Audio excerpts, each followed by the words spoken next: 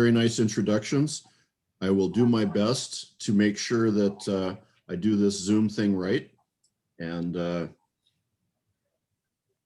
morning to everybody. It's a beautiful new year. And what happened to my screen share? You're there. You're there. Yeah, I heard it somewhere. There it is.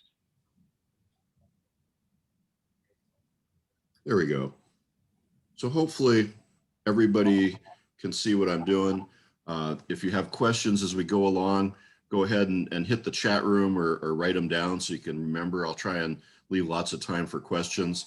I think to do this properly, I need to take a couple of steps because as Mitch mentioned, you know, I do general surgery and trauma, getting ready to retire from that career, but I had a parallel career, was also mentioned in the military, which I need to touch on a little bit because the reason I give these talks and do the teaching for Ollie and all is because my experience was considerably different.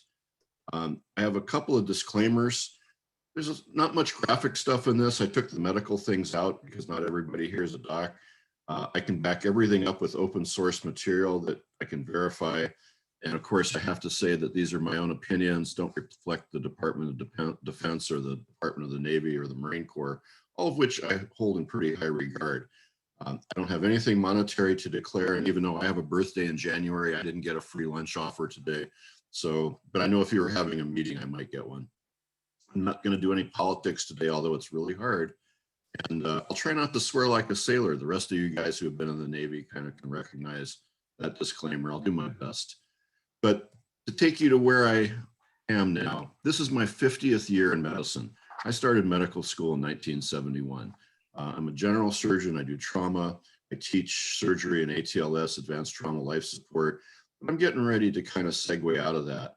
My other career took me to a different place. And you have to ask, when I started Ollie, why is a general surgeon interested in teaching about history and strategy and policy and the military and lecturing on future warfare and things like threats to the US? Because of that second career, which started after actually I finished my general surgery training, I decided to join the military and serve my country for 2 years. That was the plan after training and fellowship. So this is back when I had hair and also the Navy allowed beards a long time ago, getting sworn into the Navy. And this is my first official Navy personnel jacket file folder shot. I had just been promoted to lieutenant commander from lieutenant. And as you can see, I have a uniform jacket that's fairly uniform and bereft of any color. And my 2-year plan got derailed almost immediately when I was assigned to a special warfare unit. While I was there, they forgot to send me to Navy indoctrination for officers. They just told me to buy a uniform and show up. And I didn't know anything about the Navy. So I was encouraged to become a qualified warfare officer. They wanted me to actually understand what I was doing and talking about. They thought it was very important. This got me into the real Navy. And I actually had to learn about all the things that the sailors did and why they did them the way they did them. They also sent me off to places like learn about flight medicine and diving medicine, and ultimately to medical intelligence school and to war planning at the Naval War College in Rhode Island. I mean, I had a lot of really sort of off the track for a surgeon kind of career early on. And having to learn how to be a qualified warfare officer meant that I was going to learn a lot of new skills. Initially, I had to master things like communications and intelligence and weapons and navigation and boat handling of small boats and map reading. You know, this is before GPS. And, you know, I got to do some interesting things like mountain climbing and rappelling and, you know, going off on river patrol and doing things that are, you know, quite not medical. But at the same time, I was still the unit's physician for all their activities. But that took a smaller and smaller role because I could usually handle that in my spare time. After about 10 years in uniform, I had multiple qualifications. I wore the pin at the top there of a river and coastal warfare officer as the only medical officer in the Navy to be able to actually command troops and do stuff. I also went off to Desert Storm with the Marines, where I was awarded the Combat Action Ribbon with the Globe and Anchor, which is somewhat unique. And after I came back, I was put in charge as the commanding officer of a 1,200 member commissioned unit where I actually had complete authority, just like a normal active duty officer. And all these things were really interesting and great experiences, again, somewhat outside of my medical career. And once I got there, they started sending me off from operational medical things as a higher ranking officer to learning about strategy. As I got to higher rank, they sent me off on multiple humanitarian missions to Thailand and Cambodia. I did medical intelligence for Naval Forces Central Command several times. They're replacing their active duty surgeon for the command. And, you know, I continued to teach combat casualty care in foreign countries, as you see, which was actually the original reason of me joining the military, was to be able to take care of casualties. And I was the president's trauma surgeon for the G7 conference and on several other opportunities. In my strategic career, as I got to higher and higher rank, took on more and more prominence in what I was doing. I was involved in planning sessions for military exercises in Korea. We looked at what to do if North Korea invades South Korea tonight, what to do if there's a typhoon hitting Thailand, all these places, and it was all over the world. And at this time, by the time I got to my highest rank, I was gone at least a week every month. And when I was home, Mitch could probably tell you, I worked 6 days a week in the operating room, which was a little over much, but I got a lot done. During my career, I met and worked with a lot of the guys that you might see in the news today. I have some really interesting friends. And I worked with Admiral Jim Stavridis, who was the dean after his retirement from the Navy, the dean of Tufts Law School of Diplomacy. General Kelly, who was chief of staff of the White House. I spent significant time riding airplanes with him around various foreign countries, particularly to Korea and Japan and back. Malcolm Nance, an intelligence officer, is a friend, and I'm fortunate to call him a friend. He's a really charming guy. You'll see him on MSNBC from time to time.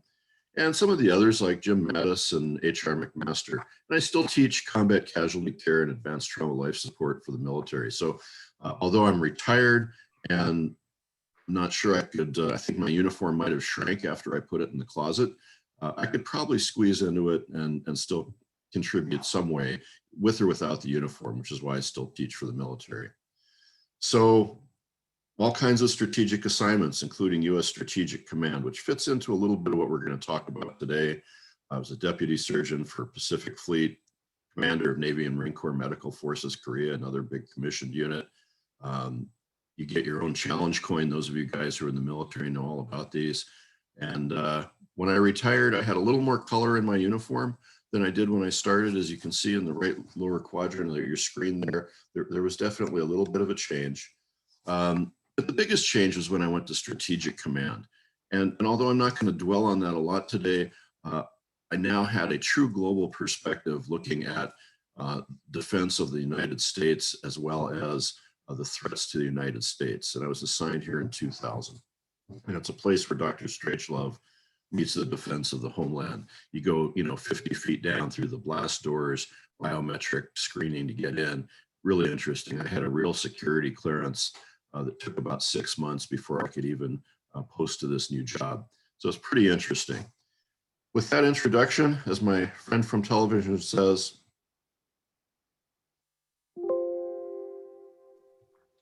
and let's get started. So the real meat of the talk. Yogi Berra, one of those great philosophers, the future ain't what it used to be. And to some extent, I will show you that, but also I'm going to warn you that for the most part, we're still fighting the last war and preparing for the last war, building tanks and Bradley armored vehicles and doing things that are pushed by both lobbyists and congressmen. It's a little crazy because it's hampering our true steps into the future. But I'm going to show you how we started the future. And it started in 1957 with the launch of Sputnik. All you guys look old enough to remember this.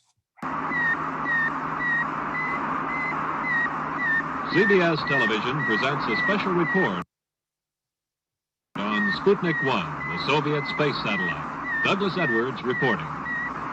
Until 2 days ago, that sound had never been heard on this earth. Suddenly, it has become as much a part of 20th century life as the whir of your vacuum cleaner. It's a report from man's farthest frontier, the radio signal transmitted by the Soviet Sputnik. the first man-made satellite as it passed over New York earlier today. Well, Dr. Newell, what about the vital question that everybody is thinking about? Why and how did the Russians beat us to the draw? Well, that's a good question. Some of you guys may need to mute.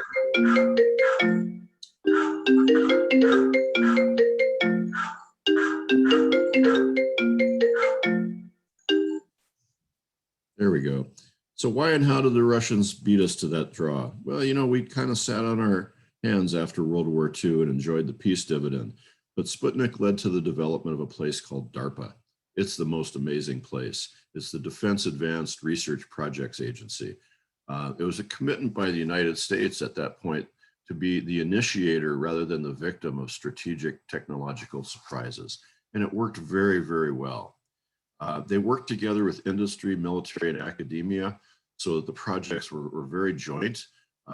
In general, they would oversee about 250 research and development programs every year. And the advances that came out of DARPA's lab, precision weapons, of which you've seen plenty of examples, stealth technology, which I'm sure all know about, the internet, which, boy, we couldn't be in lockdown today without it, automated voice recognition and language translation was a big DARPA move.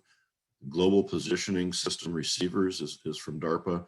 And the robot I use in the operating room is from DARPA. And these things are all now many years old, and I'm going to bring you through some of the things we do today up to 2020, and then we're going to go beyond to look at the future and see some of the things that are being worked on by various labs. So the future after 2020 is going to really be unmanned vehicles. It's going to be robots. It's going to be artificial intelligence. It's going to be cyber warfare, which we just got a big taste of, which is why I reordered my talk, because you all know a lot about it now because it's in the news. And as Sun Tzu said, if you know the enemy and you know yourself, you need not fear the results of 100 battles. We need to know our enemy and we need to know ourselves. We need to be able to utilize these tools. Why do we want to utilize robots? There's a lot of reasons. You don't need to protect them. They can be smaller, they can be faster.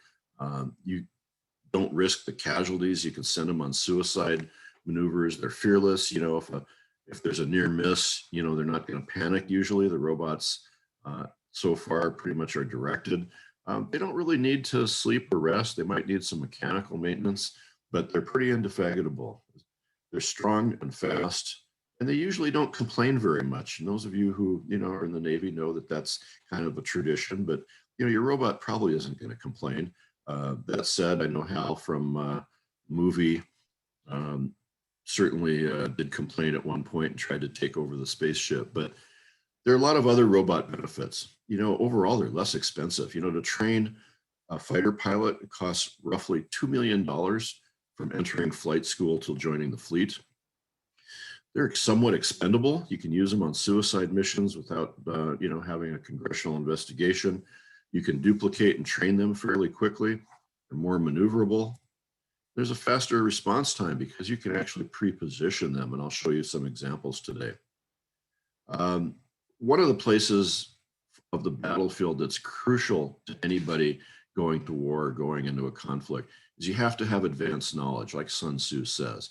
You have to have information on the enemy's force structure, its location, its potential, and use things. We have sensors, we have cameras, we have unmanned aircraft, we have radars, we have sonars, we have space satellites, and we have ground intelligence, surveillance, and reconnaissance tools. I'll show you some of these, and then I'll show you how we can tie them together.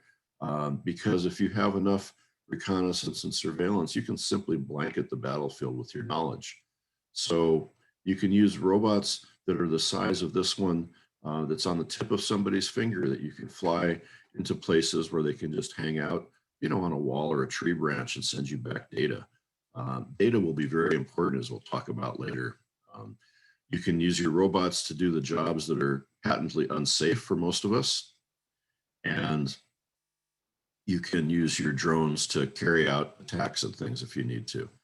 There's a couple of classifications to be didactic. Robots can be controlled or supervised or automated or autonomous. I'll show you some examples just for fun.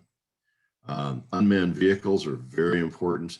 This is a stealth patrol boat that is unmanned, can do coastal patrol, has weapons that are below deck that can come up when need to. Otherwise, it has a stealth profile.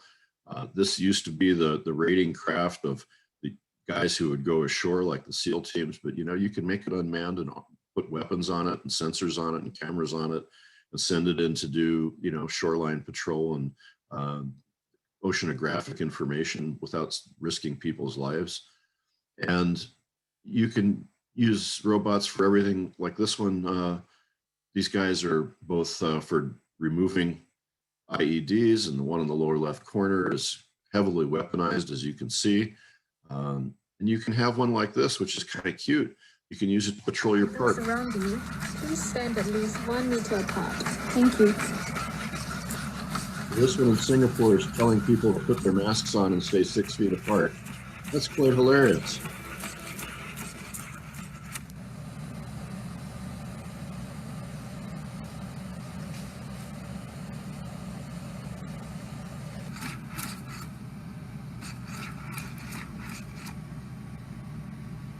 Let's keep Singapore healthy.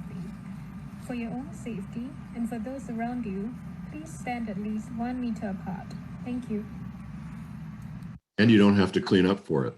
So a controlled robot, of which I'm going to show you, which requires activation and direction by a person, would be something like this, which is the Reaper drone that can linger over the battlefield for well up of 12 hours or more.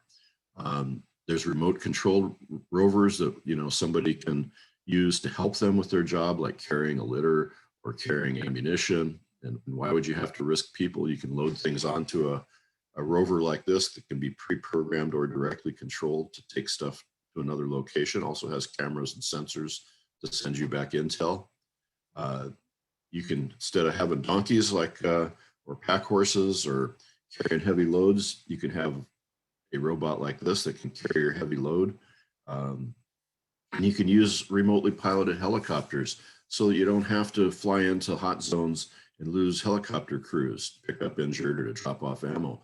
That would be something like this guy that actually is configured to be able to carry a person out on a litter, which is pretty amazing. Supervised robots are automated weapons that has some degree of self-function, but it's permanently supervised. And I'm going to show you how the operator will do this in an actual drone strike.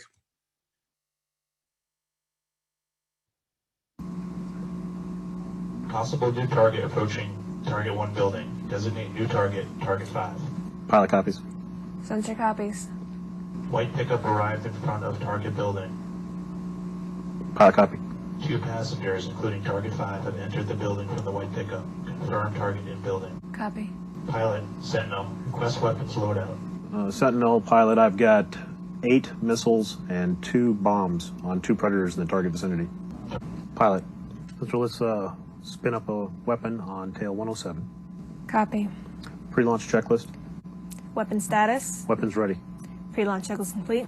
Pilot, Sentinel, you are clear to engage white pickup truck at your discretion. Pilot cleared to engage white pickup truck. Looks like it's on the move. Launch checklist. MTS auto track. Established. Laser. Laser selected. Go ahead and arm your laser. Laser's armed. Master arm is hot. Go ahead and fire the laser. Lasing. We're within range. 3, 2, 1. Rifle.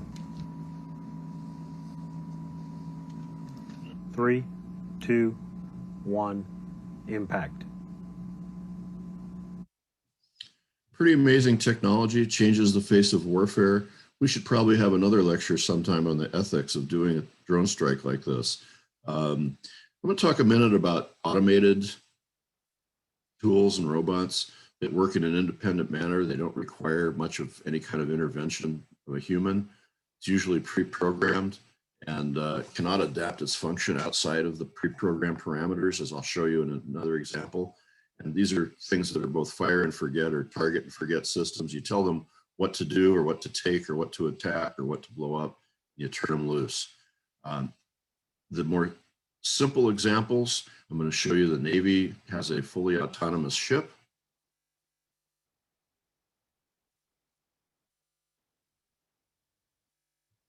Ability to move autonomously is not an easy feat. This requires a highly advanced level of AI. America has already demonstrated this capability with the Sea Hunter project.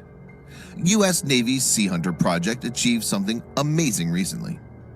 Medium Displacement Unmanned Surface Vehicle, MDUSV, Sea Hunter became the first craft to ever sail from San Diego, California to Pearl Harbor, Hawaii, and back without needing any onboard crew. You see the DARPA sticker on the side there, comes right out of the DARPA lab.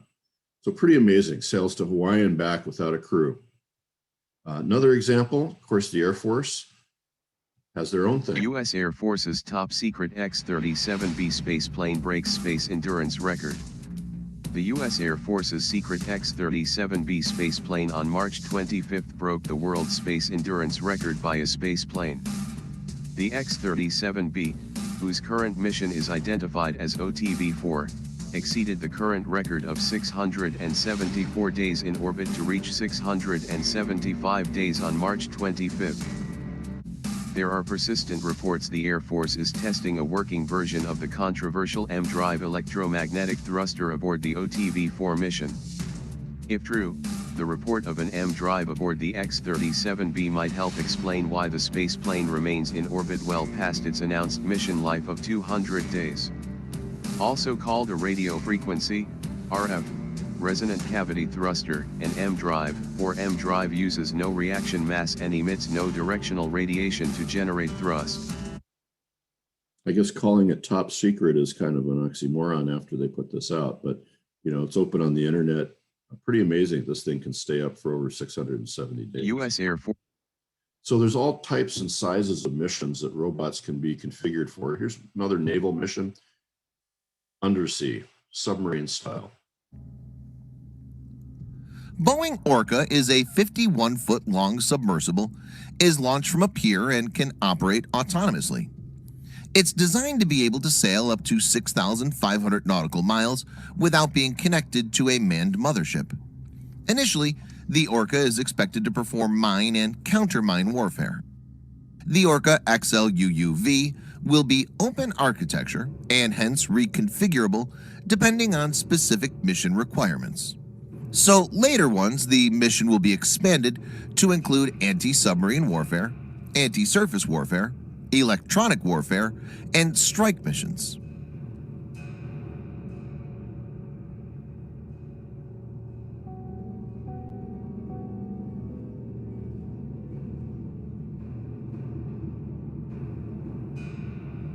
Though Orcas will be able to perform a slew of missions in the future, the initial mission of mine laying and mine clearing is a very important one. Naval mine detection and sweeping is a slow and difficult job, especially in war situations where there's enemy fire. Deploying large minesweepers is costly and also risky. Orca will be much harder to detect, being much smaller, and are easily replaceable, as they are much cheaper and have no personnel. It's also to be noted that Orcas will be ideal for laying mines, as they can cover large areas autonomously and discreetly. It's a much safer and efficient way of performing this task. It must also be noted here that Orcas will be networked, where they'll work as a team, and because of this, they could be more effective in carrying out the missions assigned to them when compared to a standalone naval vessel. Pretty amazing. You could see pre-positioning a bunch of these somewhere and just leaving them there until you need them. And they're all interconnected and networked. It's pretty amazing technology. So this is an example of automated swarm surveillance that you could also use not only for intelligence collection, but you could use it for mining and attacking.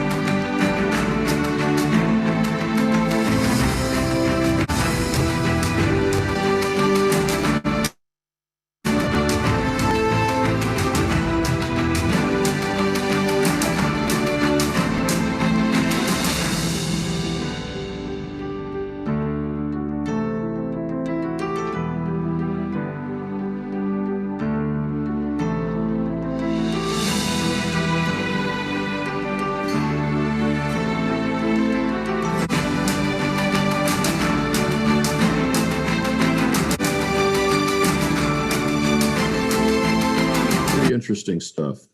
So now I want to take you to autonomous weapons. It's a weapon that can adapt its function to changing circumstance. This is the world of AI. This is where we're ultimately heading, not only in this lecture, but in this whole field of defense and new weapon systems. Here's one, which is a ship defense weapon that is designed as a laser to take out incoming threats.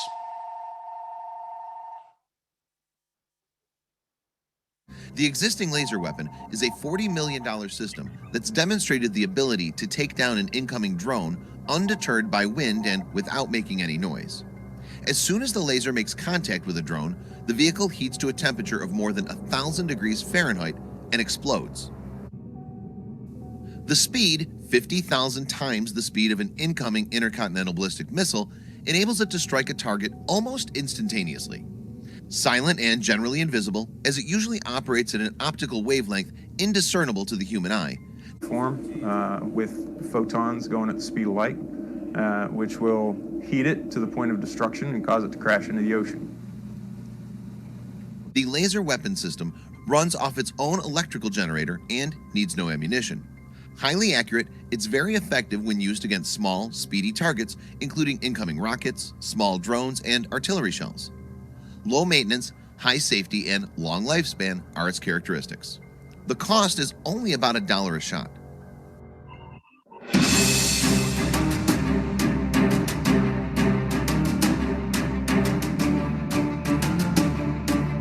That the aiming system for the laser weapon Dazzle is probably capable of high definition, high-power digital magnification. The defensive weapon system designed to burn boats and shoot down unmanned drones. The weapon will go.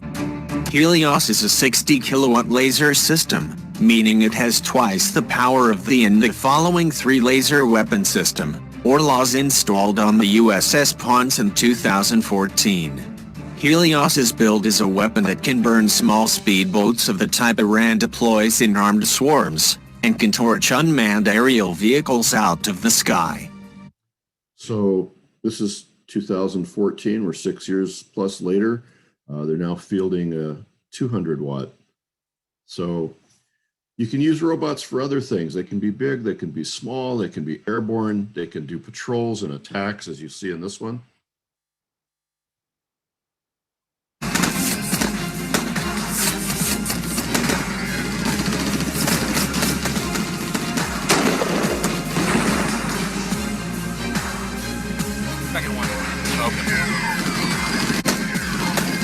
So I don't know who wins in this one, the robots or the men, but you know, you can replace those robots pretty easily. You're all probably old enough to remember one of my favorite movies, and when robots were a movie fantasy. Let's take a step back in time just for fun.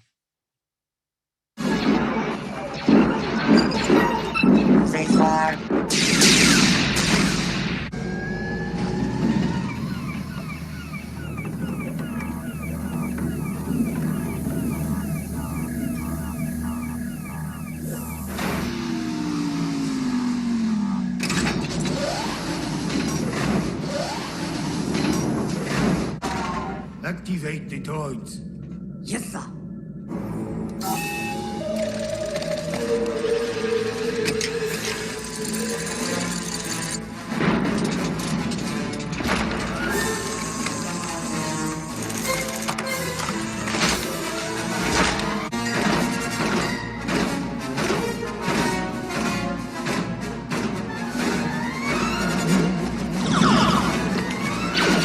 So that's the fantasy from the movies of when we were younger. And then I'm going to show you today's, actually now last year's soldier of 2020, who's garbed like this. He has to be fed and watered and, you know, given shelter, and God forbid he runs out of toilet paper like we almost did this year, many of us. So, you know, it's a huge burden to field an infantryman like this. So now I want to show you the infantryman of 2021. This is the robot trooper of the future. And I want you to watch closely. They're going to test him not only on what he can do in terms of shooting and hitting, but on who he won't shoot and where he won't violate his programming. It's really amazing.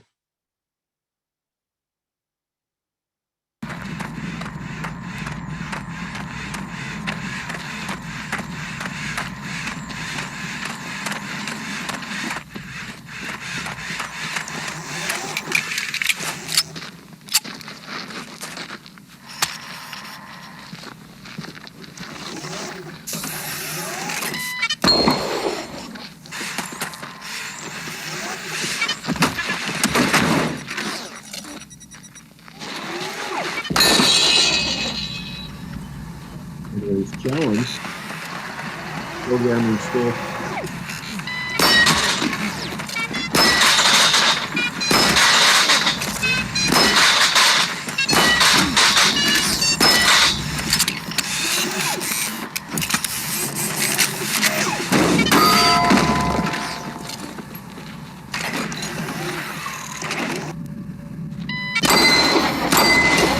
Really trust him.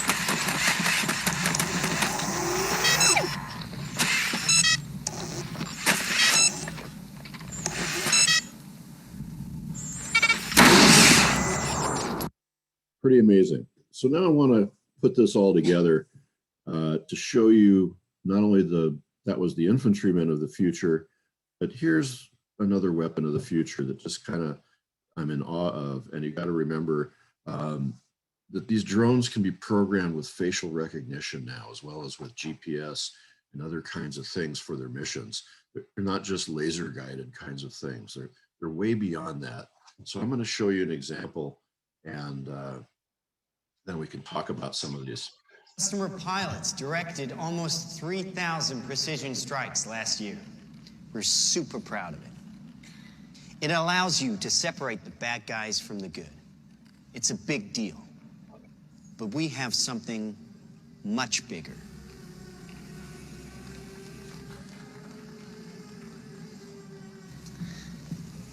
Your kids probably have one of these, right? Not quite.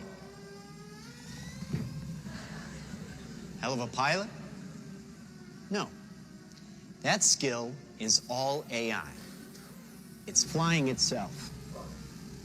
Its processor can react 100 times faster than a human. The stochastic motion is an anti-sniper feature.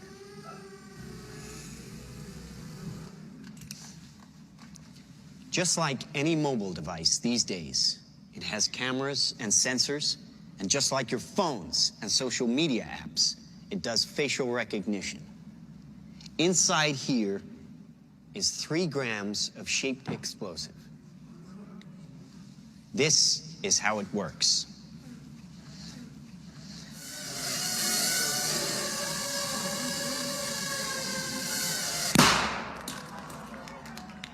Did you see that? That little bang is enough to penetrate the skull and destroy the contents. They used to say guns don't kill people, people do. Well, people don't.